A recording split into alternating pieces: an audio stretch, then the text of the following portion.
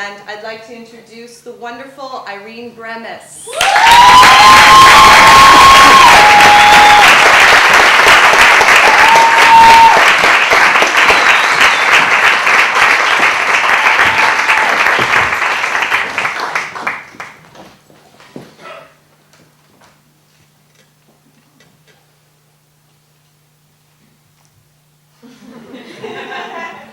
I have a brother who's half retarded and half autistic.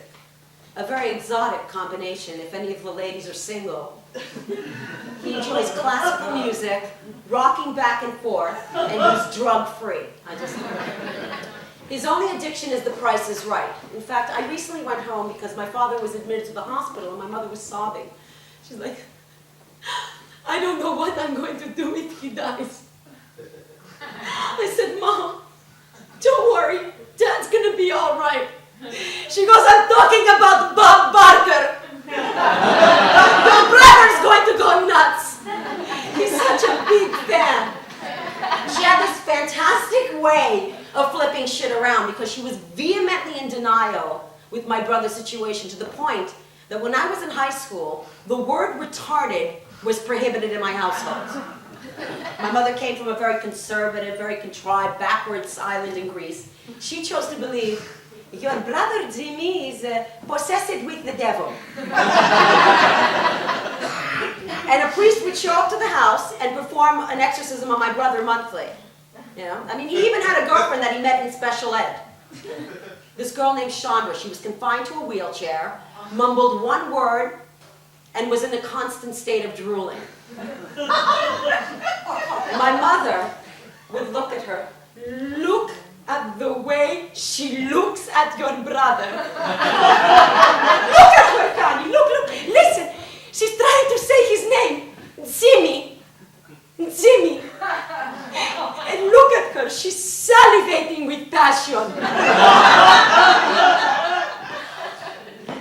My mother had what I used to call selective denial when it suited her, okay? And this one occasion actually occurred during our Sunday family ride. Miss In Denial decided to take a part-time job as a special ed bus driver. How appropriate.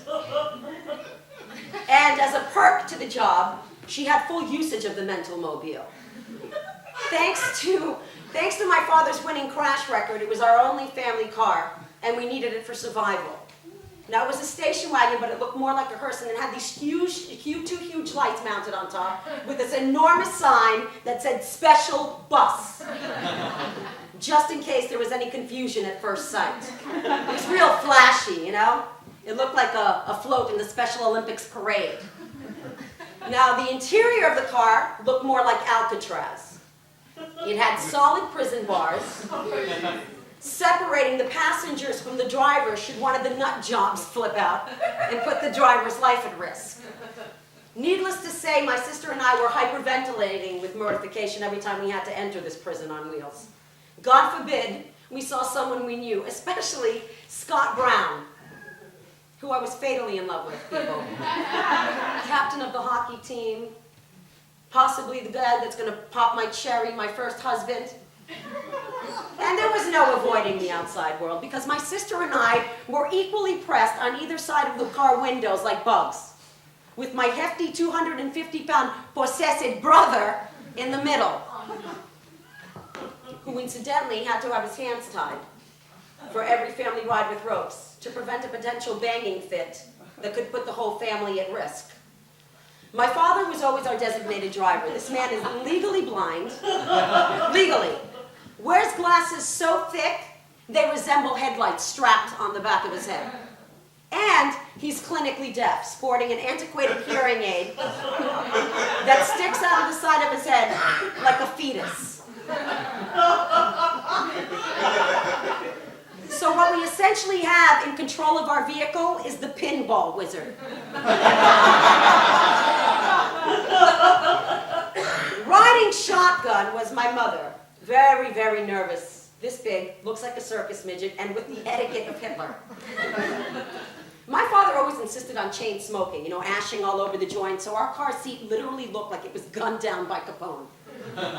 Well, at some point in time, maybe I think my father dropped like a lit cigarette on his lap, was all of a sudden, he lost complete control and concentration, and he screamed. This unnerved my mother, so she reaches over and she slaps him on the back of the head. When she slapped him on the back of the head, this triggered off the most intolerable shrieking noise from his hearing aid that provoked my brother in the back seat straight into a banging fit. Now Jimmy, both hands still tied, was banging furiously on the back of my father's seat, okay? Now my father completely loses all control, maniacally swerving from the left lane to the right lane, to the left lane, I'm like, oh my God, we're gonna fucking die. I start reciting footprints over and over.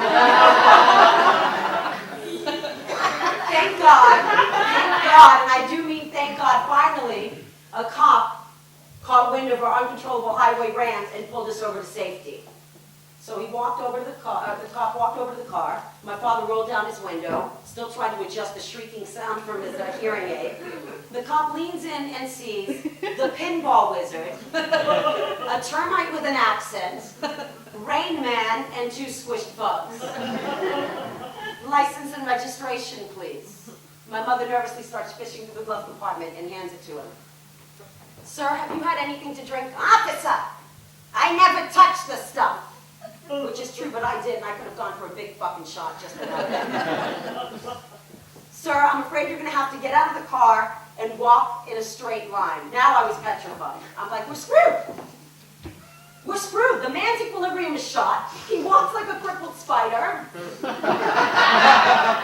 He's definitely getting handcuffed. Why is it that every man in my family has to be restrained?